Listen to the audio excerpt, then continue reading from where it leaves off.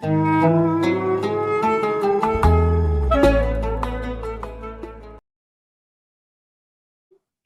saya lihat salah satunya itu adalah ini yang pertama kali saya saksikan Maidatur Rahman ya. Iya, Maidatur Rahman, Pak. Di mana orang berbagi makan, memberikan takjil, iftar di pinggir-pinggir jalan dengan jumlah yang sangat besar. Yang menurut saya juga kalau kita di Indonesia itu disebut buka bersama.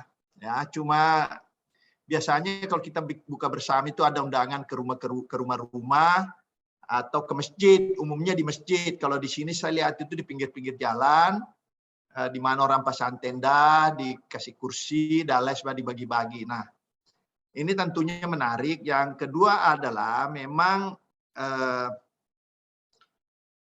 saya lihat juga semakin meningkat kegiatan-kegiatan ibadah itu, termasuk dalam hal tadarus. Yang menurut saya juga mirip-mirip di Indonesia tradisinya ya. Hal lain yang saya lihat adalah banyak juga orang-orang yang mampu dengan segala keikhlasan itu memberikan bantuan bahan pokok misalnya kepada masyarakat warga lain yang membutuhkan. Dan itu dalam jumlah yang sangat besar. Bahkan kemarin saya lihat ada viral di video itu seorang filantropis di sini itu membagi-bagikan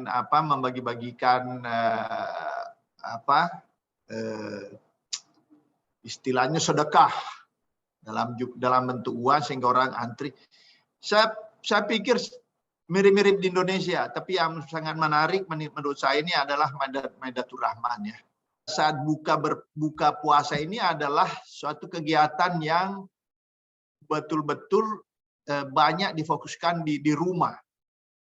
Dan juga di mana keluarga berkumpul di tempat-tempat umum kalau lagi libur, di restoran dan lain sebagainya. Cuma memang saya lihat kalau sahur itu relatif sederhana. Sahurnya tidak terlalu besar, tidak terlalu seperti kita, itu semua lengkap. Kalau saya lihat di sini, karena saya pernah juga sahur di daerah dekat Masjid Hussein, saya sahur di sana, itu sederhana sekali. Ya. Itu dari saya. Kalau misalkan di Mesir kan tadi ada Maidatur Rahman, terus sedekah-sedekah gitu. Kalau dari pengalaman Bapak sebagai duta besar di Slovakia dan Thailand, bagaimana Pak Ramadan di sana? Kalau di Slovakia karena memang komunitasnya Muslim lebih kecil ya, tapi ada Islamic Center di sana. Kami tentu selalu sama-sama dengan Islamic Center di Slovakia untuk melakukan kegiatan-kegiatan ibadah karena warga Indonesia juga tidak besar, tidak banyak. Tentu dengan situasi seperti itu kita tetap melaksanakan ibadah Ramadan tarawih bersama. Dulu kan belum ada belum ada hambatan, masih bebas. Jadi kita bisa sesama komunitas Indonesia meskipun kecil, ada beberapa mahasiswa kita adakan tarawih bersama di KBRI atau di Wisma. Seingat saya sekali seminggu kita buka bersama di KBRI juga, dan mengundang dari Islamic Center untuk hadir, berdiskusi dan lain sebagainya. Nah, pada saat musim habis puasa, kita Lebaran ya sama, kita sama-sama berbagi makanan dan lain, karena waktu itu masih normal, jadi ya kita open house.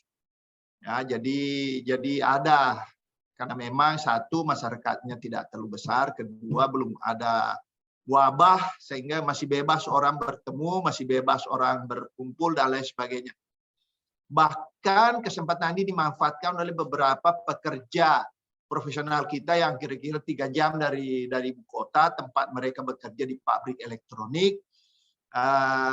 Itu perusahaan orang Korea, tapi karena kita memiliki hubungan baik dengan manajemen perusahaan sehingga hari kerja mereka itu, meskipun hari kerja mereka diliburkan sehingga bisa berkumpul bersama-sama dengan masyarakat Indonesia lainnya untuk berlebaran di kedutaan besar di Slovakia.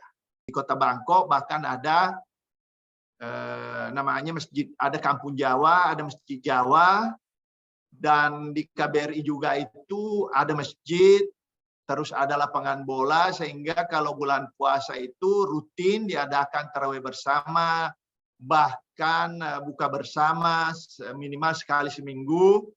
Dan Masjid Indonesia di KBRI itu juga sering digunakan untuk iktikaf, ya. Nah, di samping itu juga pada saat musim habis Lebaran, disitulah orang Indonesia, masyarakat Indonesia di Thailand dari berbagai daerah berkumpul, bersilaturahmi halal bihalal di lapangan sepak bola, didahului dengan sholat bersama, baru Ramadhan bersilaturahim di Wisma Indonesia. Nah, itu sekali lagi bisa dilakukan karena situasinya masih normal, belum ada wabah, belum ada COVID, belum ada pandemi, sehingga kita dengan nyaman, aman, dan penuh kegembiraan bisa melaksanakan kegiatan-kegiatan Ramadan, terutama saat Idul Fitri. Jadi karena belum ada wabah, kita benar-benar bisa berkumpul bersama. Ya, dengan segala kesenangan hati, dengan segala kegembiraan, karena tidak ada rasa khawatir, tidak ada rasa takut. Rasa senang kita itu lepaskan, karena setelah sebulan berpuasa, beribadah, tadarus, kita merasa betul-betul hari itu adalah hari kemenangan, di mana kita rayakan secara bersama-sama dengan penuh kegembiraan. Untuk bulan Ramadan di 1443 Hijriah ini, apa saja kegiatan Bapak? Dapatkah Bapak ceritakan? Seperti biasa, dimanapun kita berada, namanya bulan Ramadan ini bulan penuh berkah, kita tahu semua, sehingga ibadah kita juga tentunya seperti dengan bulan-bulan puasa sebelumnya. Bedanya saja kalau bulan-bulan Ramadan sebelumnya, sebelum COVID datang, kita bisa ke masjid kapan saja, kita bisa buka bersama di mana saja dengan keluarga dan lain sebagainya. Pokoknya bebas bepergian. Namun demikian tentunya tidak mengurangi rasa kesungguhan kita untuk beribadah. Karena beribadah itu ya sangat ditentukan oleh niat dan keikhlasan kita, ya. Apakah di luar rumah atau di dalam rumah, karena memang COVID masih tentu kita banyak menghabiskan waktu beribadah di dalam rumah. Bahkan justru selama COVID ini lebih banyak menghabiskan waktu di rumah, waktu di Jakarta dan di sini untuk melakukan ibadah-ibadah Ramadan. Sholat sunnah, sholat wajib 5 kali sehari semalam, 5 waktu, yang juga dilengkapi dengan sholat sunnah-sunnah lain, terus tadarus Quran, itu yang Bapak lakukan. Saya coba untuk memanfaatkan waktu yang ada untuk memperlancar bacaan Quran saya sambil sambil juga belajar tafsirnya. Saya kebetulan dapat tafsir dari sini. Saya juga coba untuk belajar karena tidak hanya cukup untuk membaca, tidak hanya cukup untuk menghafal Al-Quran itu, tapi tidak kalah pentingnya adalah memahami isinya, mengkaji isinya, yang tentunya memang kewajiban kita untuk itu. Nah, di samping itu juga tarawih, alhamdulillah tarawih sampai saat ini masih lancar. Belum ada yang alfa, ya insya Allah kita berharap semoga nanti selesai bulan Ramadan ini seluruh ibadah kita ini bisa berjalan dengan lancar, termasuk tarawih, salat malam tidak ada yang alfa, sehingga dengan demikian bulan Ramadan ini betul-betul bulan yang membawa berkah, bulan yang penuh rahmat bagi kita, dan insya Allah pada saat selesai, pada saat Idul Fitri nanti, kita kembali ke fitrah kita, ya, sebagai manusia yang seperti terlahir, seperti bayi yang baru lahir. karena insya Allah segala ibadah Ramadan kita Allah terima, segala kehilafan dosa kita Allah ampuni, sehingga insya Allah kelak terlahir sebagai manusia fitrah insya Allah. Jadi kita harus benar-benar memaksimalkan waktu kita ya Pak di bulan Ramadan. Ya Untuk betul, mencari karena rahmat Allah ya sudah menjanjikan itu. Allah menjanjikan itu bulan yang penuh berkah. Di mana bayangkan bulan Ramadan ini, bulan ada salah satu malam di dalamnya itu yang nilainya melebihi 1000 hari 1000 malam kan. Artinya bagaimana kita bisa melihat dari logika itu bagaimana bulan suci Ramadan ini bulan yang betul-betul istimewa.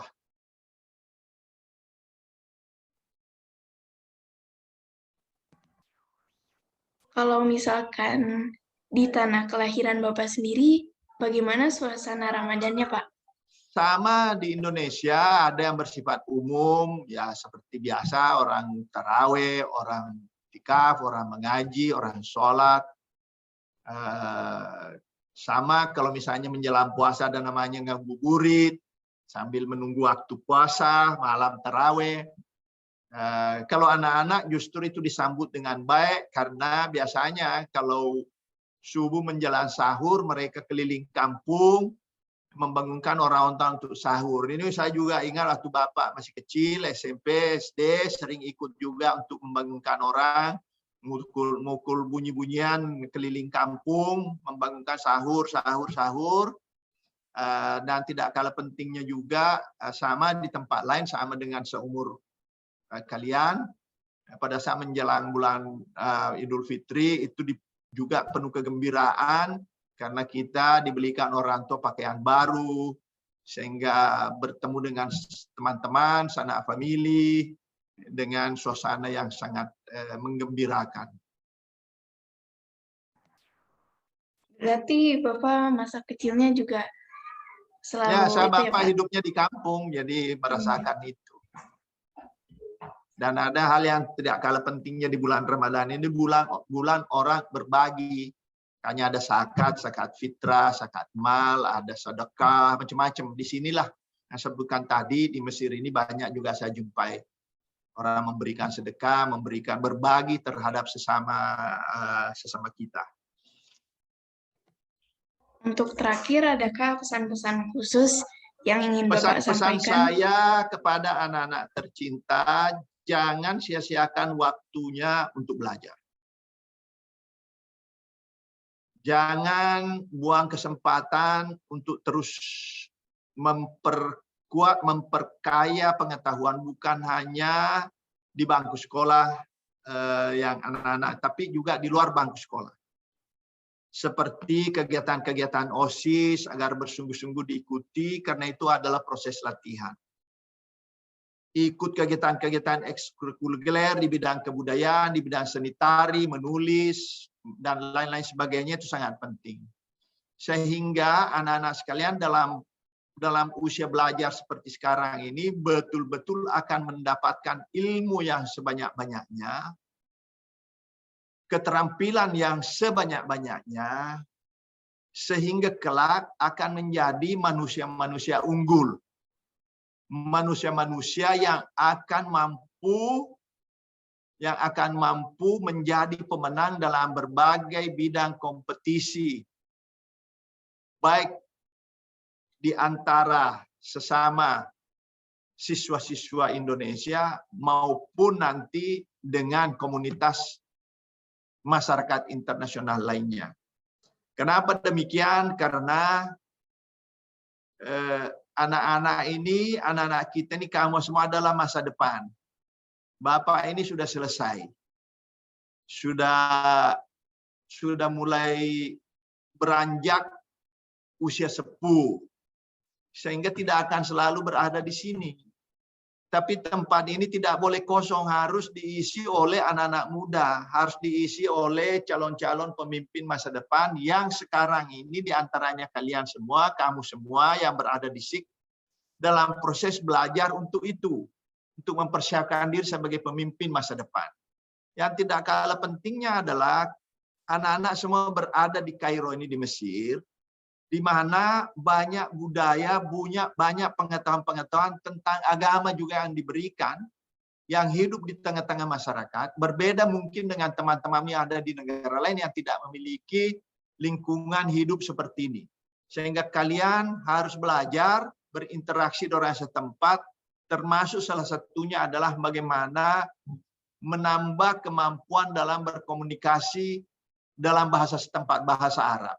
Kenapa demikian? Karena bahasa Arab ini adalah salah satu bahasa yang digunakan di PBB. Ya.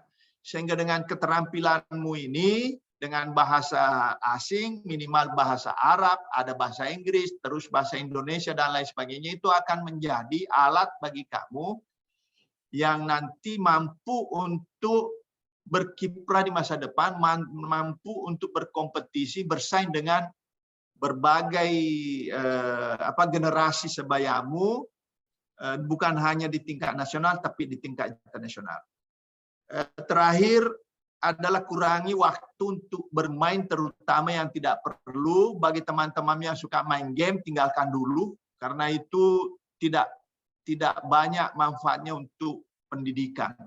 Itu menjadi faktor yang akan menghambat kemajuan dalam belajar, apalagi kalau sudah mulai terjangkit penyakit kecanduan bermain game. Ya. Sehingga itu betul-betul dikurangi. Lebih baik kalau ada waktu lowong dimanfaatkan untuk olahraga misalnya, kalau tidak bisa di sekolah, ya, bisa jalan kaki di sekitar rumah, ajak orang tua jalan keliling-keliling di dekat rumah untuk jalan kaki agar tetap sehat. Terakhir, karena kita masih masih belum terbebas penuhnya dari wabah, di Mesir masih ada kasus, bahkan pemerintah mengumumkan ada varian baru, masih diteliti. Tapi faktanya adalah virus ini, wabah ini, virus corona ini masih ada di antara kita, meskipun kecenderungannya menurun, namun demikian itu tidak menjadikan kita untuk lengah dan mengurangi kepedulian terhadap kesehatan kita, kesehatan orang sekeliling kita. Oleh karena itu, senantiasa tetap menggunakan protokol kesehatan, usahakan terutama keluar rumah tetap pakai masker, jaga jarak, dan senantiasa bersihkan tangan, kalau boleh dengan cuci tangan atau dengan menggunakan hand sanitizer. Itu penting sekali, karena kalau kita sehat, semua kegiatan bisa dilakukan dengan penuh, belajar dengan penuh, beribadah dengan penuh, membantu orang tua dengan penuh, karena kita sehat. Tapi kalau sakit, ibadah itu tidak bisa secara penuh, belajar juga tidak penuh, bahkan orang tua harus merawat kita. Yang notabene juga masih harus tugas-tugas lain di rumah, tapi karena merawat anaknya yang sakit, ya tentu waktunya juga akan lebih banyak tercurahkan untuk anak. Oleh karena itu senantiasa jaga kesehatan, ya, dengan tetap melakukan pencegahan protokol COVID, jaga jarak, pakai masker, bersihkan tangan, yang terus belajar. Jangan berhenti belajar, jangan buang-buang waktu kalian. Hormati gurumu, sayangi teman, hormati gurumu, hormati orang tua, sayangi teman. Itulah tandanya kamu sekalian murid budiman. Tahu nggak lagunya itu? Saya mau tanya kamu ini. Pernah dengar lagu itu? Ya, selamat pagi, ya kan? Ya. Apalagi ku pergi belajar sampai sekolah, Pak. Ku pergi sekolah sampai nanti. Hormati gurumu, sayangi teman, itulah tandanya kau murid budiman. Bapak masih teman kala SD sudah nyanyi lagu itu, tapi sekarang masih hafal-hafal sedikit. Anak-anak harus hafal sepenuhnya itu, karena itu banyak pesan di situ. Demikian wawancara Sapa Ramadan hari ini. Semoga apa yang disampaikan Yang Mulia Bapak Lutfi Rauf akan bermanfaat bagi kita semua. Sekian dari kami. Wassalamualaikum warahmatullahi wabarakatuh. Waalaikumsalam. Sukses semua, sehat selalu.